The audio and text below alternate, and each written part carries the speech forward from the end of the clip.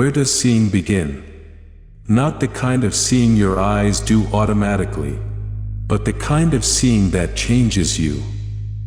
The kind of seeing that turns a simple moment, a leaf falling, a shadow shifting, into something alive, almost speaking.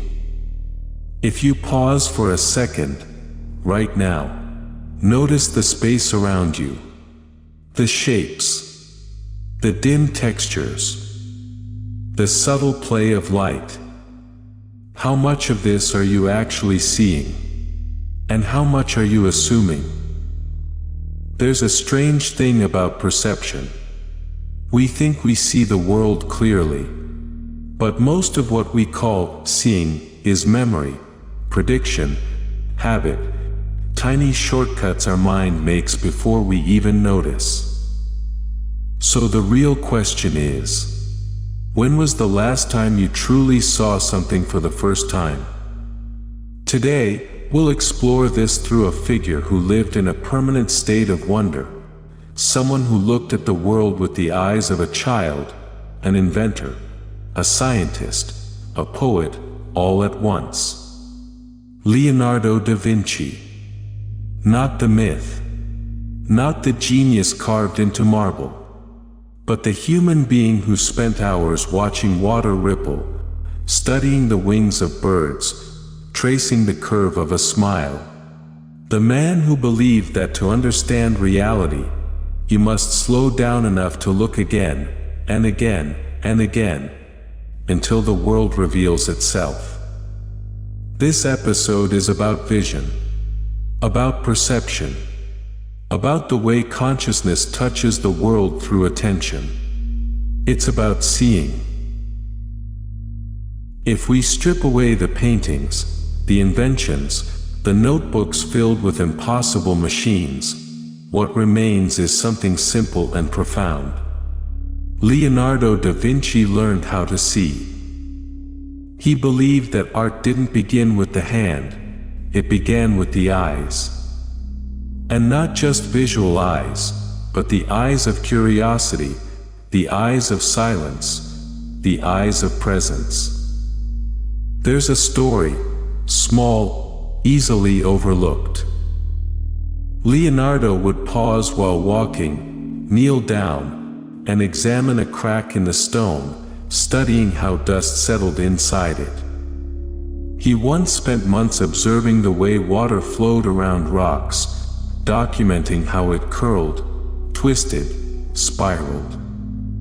To him, these weren't trivial details. They were fragments of the universe speaking its patterns. He wrote, "To develop a complete mind, study the science of art and the art of science." But underneath that, what he was really saying is, study the art of seeing. Because how we see shapes how we think, and how we think shapes who we are. So let's explore that. Gently, slowly, together. Close your eyes for a moment, unless you're driving. Notice a simple object near you when you open them again. A cup, a book, a chair, something ordinary. Now, look at it as if you've never seen it before.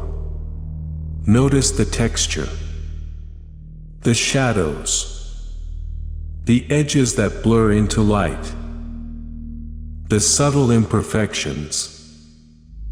This tiny experiment is something Leonardo practiced throughout his life. He understood that perception is active. It's not something that happens to you, it's something you do. And this simple shift, from passive to active seeing, completely transforms consciousness.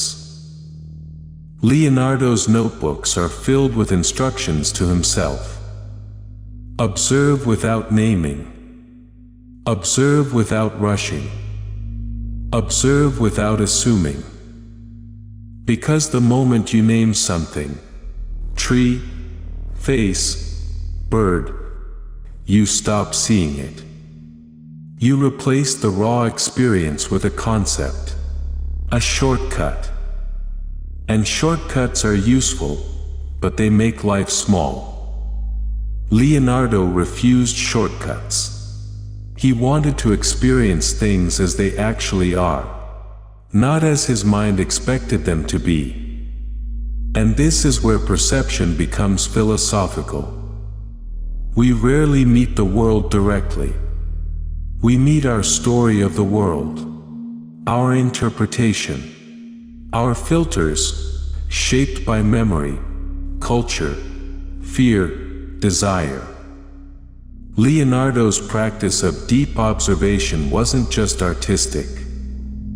It was a way of clearing those filters, a way of returning to direct experience, to what is actually here, almost like meditation, but done with open eyes. There's something beautiful about this. Because even though Leonardo lived in Renaissance Italy, the heart of his practice echoes something you find across Eastern traditions. In Zen, there's an idea called beginner's mind.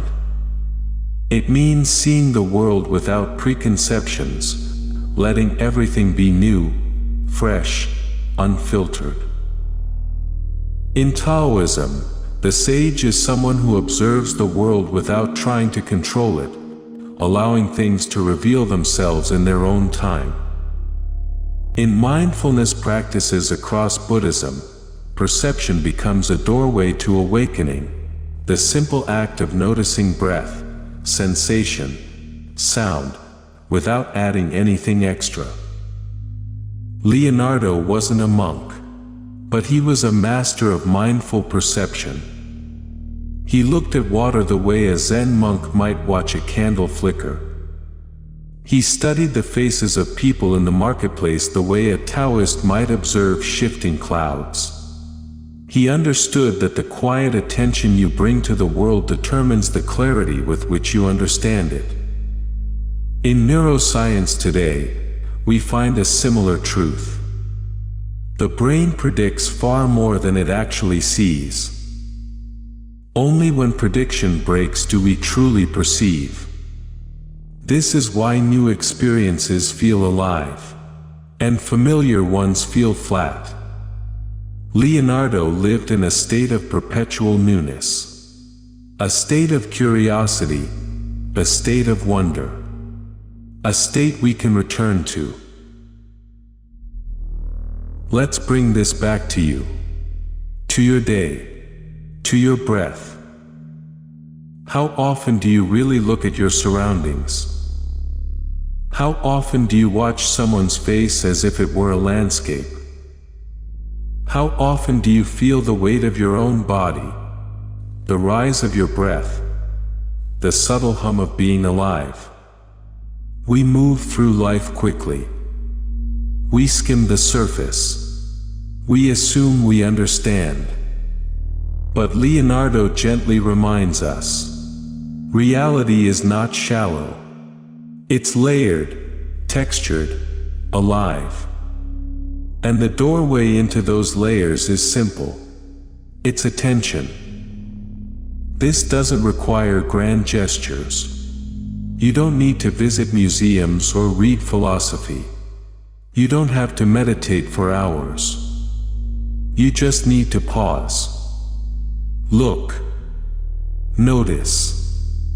The way light bends around your hand. The sound of your footsteps. The quiet between breaths.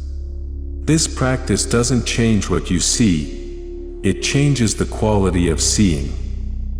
And when the quality of seeing changes, your relationship with reality shifts.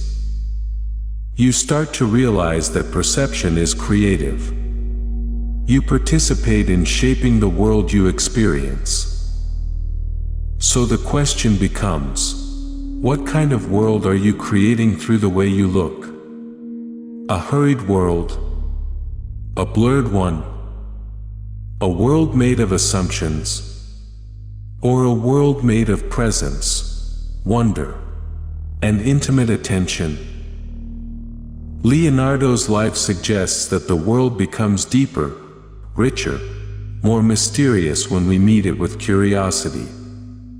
And something inside us becomes deeper, richer, and more mysterious as well. Because to see clearly is also to see yourself clearly. Your patterns, your emotions, your reactions, your longings. The act of seeing the world trains you to see yourself. And the act of seeing yourself helps you see the world. It's a quiet circle, a gentle loop, like breathing. Before we close, take one more moment. Let your eyes rest on something nearby, anything. And simply notice it. Notice how it's never quite still. How light shifts on its surface. How your perception of it changes each second. Notice how what you're really seeing is not the object, but the living relationship between your awareness and the object. You're not separate from what you perceive. You're part of the same unfolding. The same dance. The same mystery Leonardo spent his life exploring. So I'll leave you with a question, not to answer, but to sit with. What would your life look like if you learned to see again? The way Leonardo did, with curiosity, presence, and quiet wonder. Let the question dissolve gently, like breath fading into silence. Like seeing dissolving into awareness itself. Thank you for being here, for listening, for seeing with me today. This has been What We Are, a quiet exploration of consciousness, perception, and the nature of reality. Until next time, see gently.